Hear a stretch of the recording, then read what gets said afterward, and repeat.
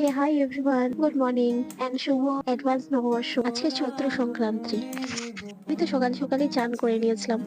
তারপরে এখানে পাপাকে সকাল সকাল চান করিয়ে নিলাম, কারণ আজকে অনেক কাজ ছিল, অনেক কাজ। চিনার তো এখন খেলার বয়স, তাই জল নিয়ে খেলতে এমনি সেই ভালোবাসে। আর আমি কোনো রকম ভাবে বুঝিয়ে ওনাকে জল থেকে তুলে আনলাম। কত টিভি দেখাতেই ব্যস্ত, বাট আমি হাতে পায়ে ভালো করে তেল মাখিয়ে দিয়েছি, কারণ সকাল সকাল চান করেছি না, বাচ্চাদের তো হুট করে ঠান্ডা লেগে যায়, তার জন্যই।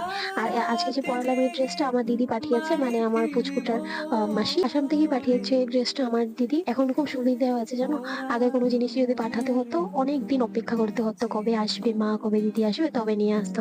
এখন যেহেতু মিশো অনলাইন অনেক ভালো প্ল্যাটফর্ম রয়েছে, ইয়া ফ্লিপকার্ট, তো সেই মাধ্যম দিয়ে তাড়াতাড়ি করে জিনিসটা এসে পড়ে। আর আমার ড্রেস পরানো হয়ে গেল ওকে। আর ওর বডি দেখাচ্ছিল, কি ভালো বডি, সিক্স প্যাক। সংক্রান্তি উপলক্ষে আমাদের বাড়িতে আজকে কি রান্না হয়েছে, এটা হয়েছে টক ডাল, কাঁঠাল সজনে ডাঁটা দিয়ে, এখানে তিতে ভাজা, উচ্ছে, তারপর আলু, সবকিছু দিয়ে একটা তিতে ভাজা হয়েছে। ফাইনালি আমার বাবা বসে গেল খেতে। সবার আগে সবার বড় মেম্বারকে দিয়ে দিলাম খাবারটা। তিতে দিয়ে ভাত খাওয়ার পর রিভিউটা শুনে নেব। পাপাই রে, তিতা ভাজা দিয়ে একটু ভাত দিব না কেন? দিতে পারবো না।